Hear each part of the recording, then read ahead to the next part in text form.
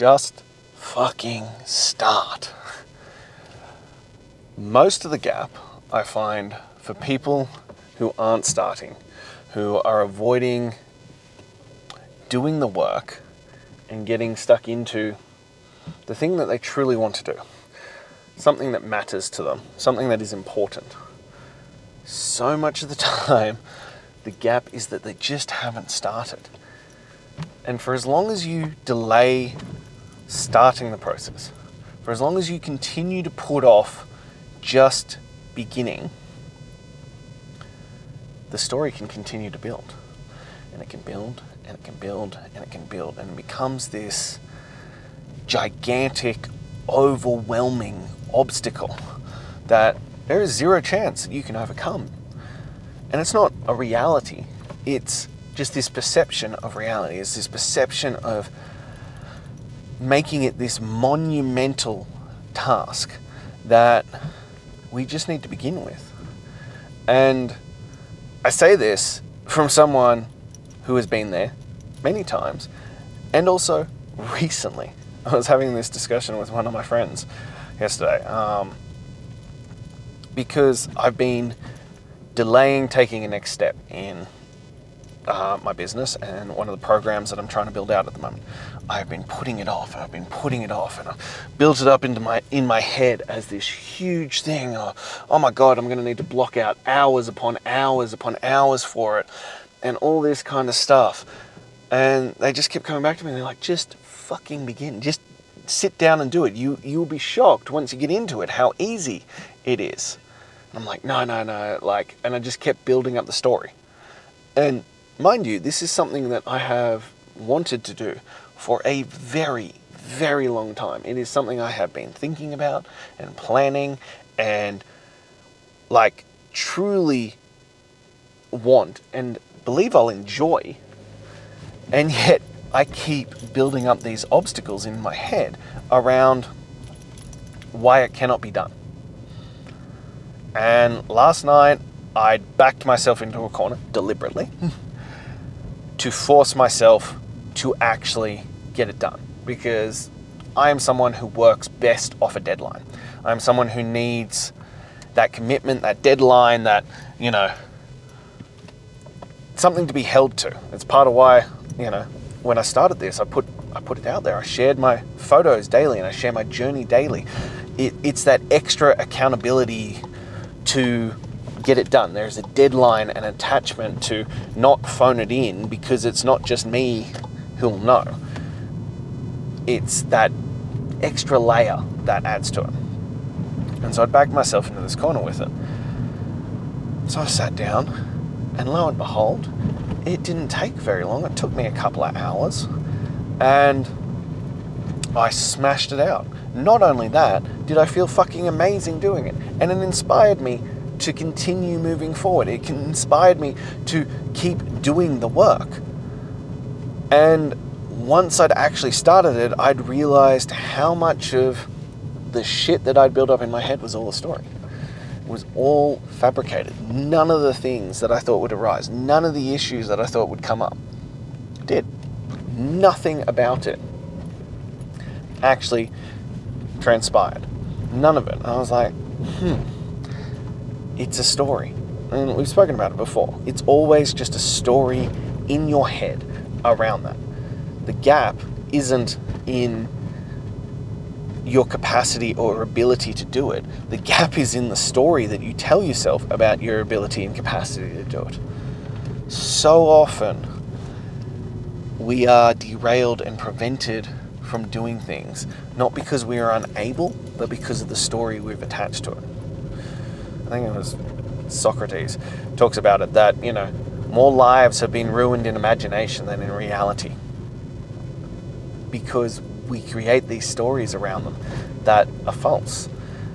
And when we actually get in and do it, one, we find that it flows really easily. Two, that it's much more enjoyable and less arduous than we ever thought it would be. So we've just got to start the process. We've just got to begin. We've just got to get in and do it. Now, there's a great book called Atomic Habits, and it it covers a lot of these things. So if you're starting out on a new venture, journey, things like this, and you're finding that you cannot make that connection, there are a couple of options on things that you can do to help encourage you to take that first step, to actually get in and start.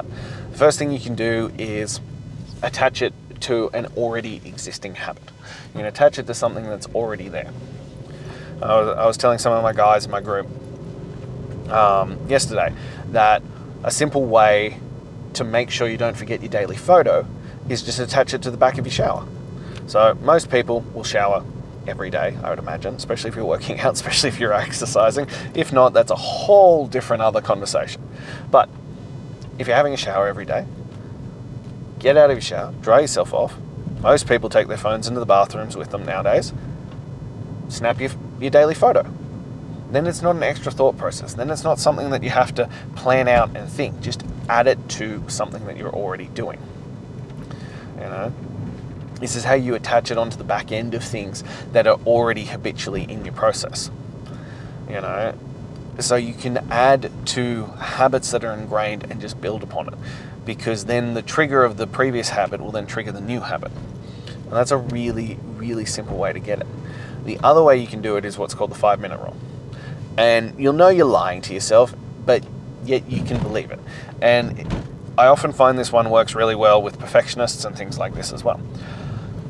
And the 5-minute rule comes from Mel Robinson, something like that. And it's as it sounds. So you've got this task. Let's use the gym, for example. You don't feel like it. It feels like shit. You can't be stuffed. Like you got nothing for it. Just go, well, I'm just going to go for 5 minutes. I'm just going to show up for 5 minutes today. That's it. Nothing too crazy, nothing too arduous, just 5 minutes. And I don't know about you, but I personally have never found a situation where I've only gone for 5 minutes, because it bridges that gap of like overthinking it, of the story in your head. It bridges all of that, and it's put you into motion. It comes back to, I always joke about it being Newton's law, things in motion stay in motion. If you continue to move forward and you create the motion and you create movement and you create momentum, it's much fucking easier to continue.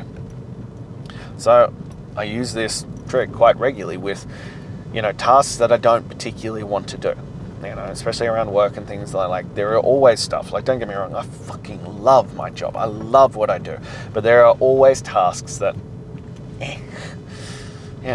nobody particularly wants to participate in, and they're just part and parcel of running a business. So I trick myself with that. I'm just going to sit down and I'm just going to start. I'm just going to do 5 minutes and begin that process and get myself into the momentum of that. And then once I'm there, I'll sit there for a couple of hours and I'll bash out work, because I've gotten myself in motion. That's why, the first step is always the hardest, because you're not in motion. You haven't built momentum. And it's the back end of why I teach that you do this every single day, that there are no fucking days off. There is zero exception. Because if you do this Monday to Friday, or worse yet, 3 days a week, yeah, you can get a lot of bang for your buck for that. But if you're struggling to build the momentum from that, you're stopping for 2 days. Monday's the hardest. Tuesday gets a little bit easier. Wednesdays you're building some momentum. Thursday you're getting rolling. Friday you feel great, and then you take Saturday, Sunday off, and you start from scratch again. Especially I find with nutrition. It is past the first couple of weeks much easier to be an all or nothing type of person and just be all in than taking a day off once a week and then trying to rebuild it and trying to deal with your cravings and trying to overcome those thought processes in your head. It's much easier to just be like, I just don't do that shit. I don't talk about those kinds of things. I don't partake in that. Because then you also shift your paradigm around it. That it becomes, I'm a healthy person. I'm fueling my body. I'm not, punishing my body with junk food, with crap. I'm fueling it with the highest good. I'm giving it the nutrients and the energy to make sure it can function at its highest level. then it's not, oh, can I justify it today? Oh, is there some wiggle room? Oh, is it okay? No, it's just, I just don't do that. Period. End of story. Done deal. Then you don't waste willpower on that decision because it's not an option. It's not within the ballpark. You have made a decision and you've cut off all the other options to it. It's just, I don't do that. End of story.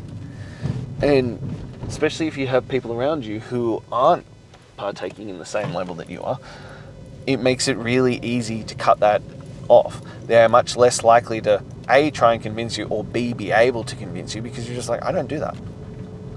I am a strong, fit, healthy person, therefore I don't partake in that. End of story. You know, especially while you're building that muscle. So you just build with that bit, and it builds the momentum on that. It gets you in motion. It gets you to start the journey. It gets you to just begin the process so that you can move forward. But I firmly believe that momentum trumps everything else.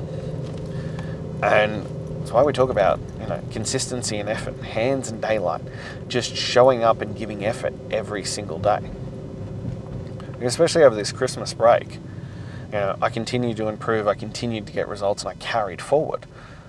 And that wasn't about what I was doing in that time, because, I was showing up and I was giving effort, but they were my workouts were more sporadic. They were a bit all over the joint. I still got them done every single day, but it wasn't necessarily getting them done in my gym with all the equipment I have access to.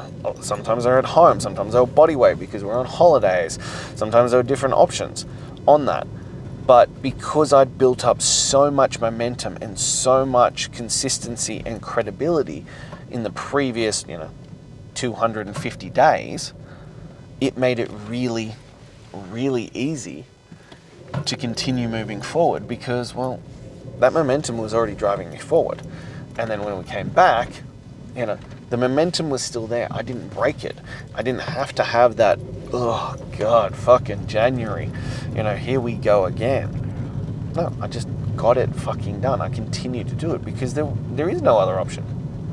I had established already that this shit was getting done. And that's the end of the story. I didn't need to negotiate with myself. I didn't have to have discussions about how difficult that was going to be or whether I felt like it or not. No, it was just getting done. And I think if you can get to that point, things will flow a lot better. I was, having a discussion with a guy on YouTube yesterday, and we were talking about that.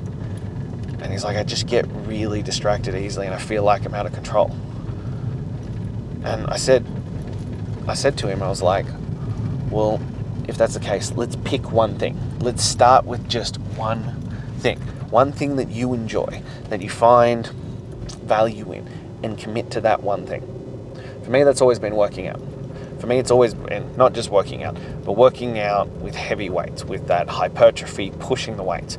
That for me is just joy. And it's something that comes naturally and has been ingrained into me because, if you know my story, it's what saved my life. Back when I was about 15 years old, I was suicidal and I hated my life and I hated everything about myself and I hated all of that. I was being bullied and I was suicidal. I came home every single day and I was like, how am I going to end this? How do I end my suffering? And it just, by coincidence, or act of God, or, the universe, or whatever the fuck you want to call it, my father bought me an at-home weight set. And not only did that save my life, it changed the trajectory of my life. I would not be here physically doing this, any of that, if that hadn't have happened. But suddenly it gave me an outlet. Suddenly it gave me a place where I was in control. I was still ending up in pain, but I was controlling the pain. I was dictating the pain. And the more pain I could take in the gym, the better results I got. And that saved my life. And it's why, in good times and in bad, I still revert back to working out. I still revert back to that because I am always in control. It doesn't matter what else is going on in my life. It doesn't matter what else is transpiring. It doesn't matter if everything else is spiraling out of control. When I'm in the gym, I am in control. I control the tempo, I control the weight, I control the pace, I control how hard it is, I control how much it hurts. I control all of it. And that grounds me because, for that 45 minutes to an hour, I am in control. And then I like it especially because also on the back end of that, the more I can take, the harder I can push, the deeper I can dig. Not only do I get better results, but I further separate myself from average. I can focus in on that and be like, here I am in control. Now, I'm not blessed with genetics. I'm not blessed with naturally great physique, nor any of that kind of stuff. I am someone who naturally gravitates towards carrying fat. I don't build muscle super easily, any of that kind of stuff. But I know that through effort and discipline and consistency, I can build something that I am proud of, and that's what I've done. Doesn't mean I'm done yet, doesn't mean I'm satisfied with where I'm at, but I am damn proud of what I've managed to build. But it always reminds me that I am in control. And then that then flows on to I am in control of my actions with my food, with my nutrition. I am in control of other things. Because we always have to come back to that moment of we are in control of 3 things and 3 things only. Our thoughts, our actions, and our habits. That is it.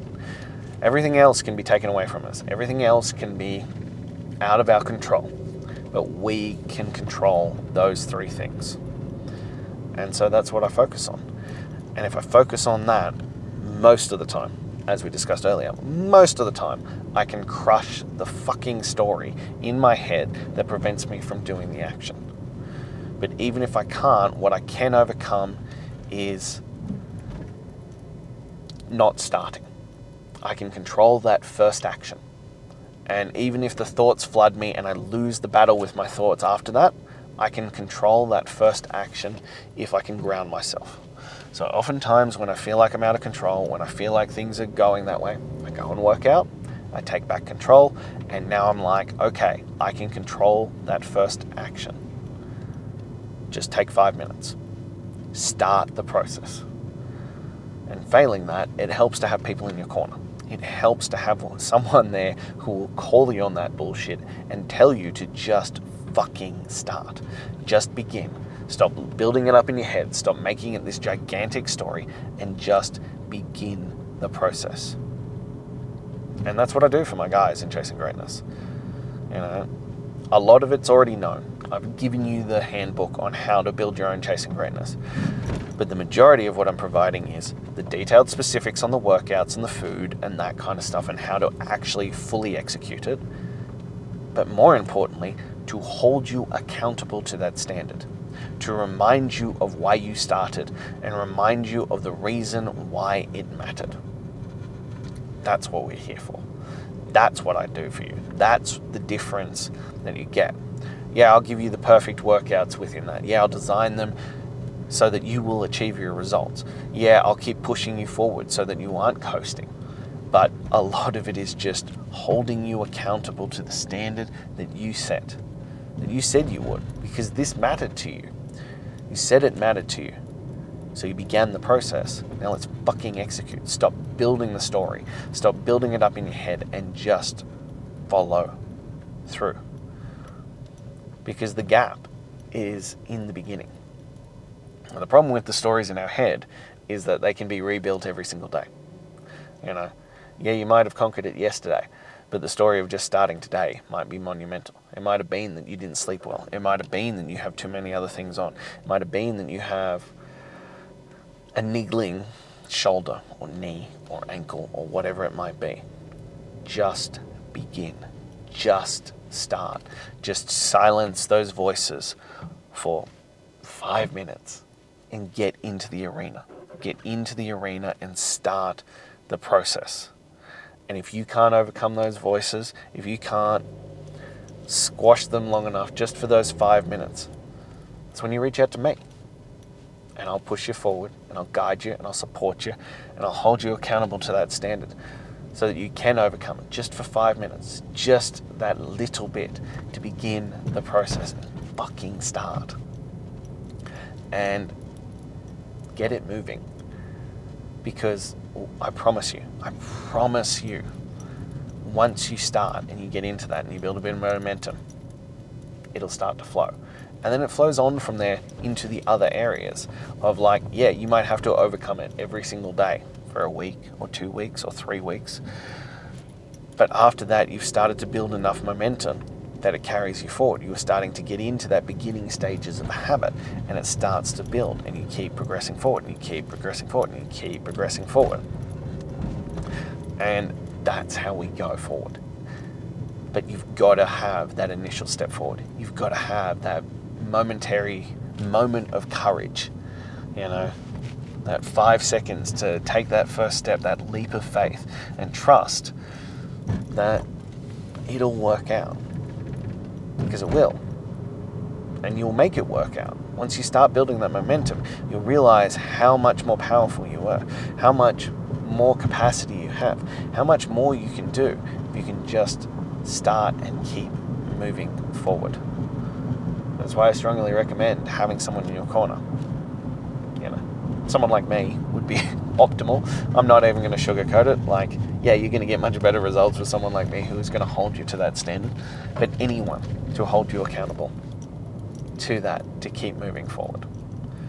So, if you are ready for that, if you are ready to start that process, if you are ready to take that momentary leap of faith to just overcome that gap of the story in your head, then shoot me a message. Let's get you into chasing greatness. Let's start that process. Let's begin. Let's just get you moving and start building some momentum. Now, if you're still not quite there yet, click the link in my bio, grab my top 10 tools to transform your mental toughness. And lastly, if this spoke to you, if you took inspiration from this, if you know someone else who needs to hear this, please like, comment, subscribe, and share, but most importantly, subscribe. The majority of people who are watching these are not subscribed, and it helps me, it helps you, it helps the algorithm that people subscribe. It lets them know that this is of value and to keep producing it. Because I'm here every single day. I'm sharing from the front, I'm sharing from my experiences, I'm sharing from those that I'm coaching. And I want to inspire you to greatness. So please hit the subscribe button so you don't miss any of these. But I'll be back again tomorrow. Until then.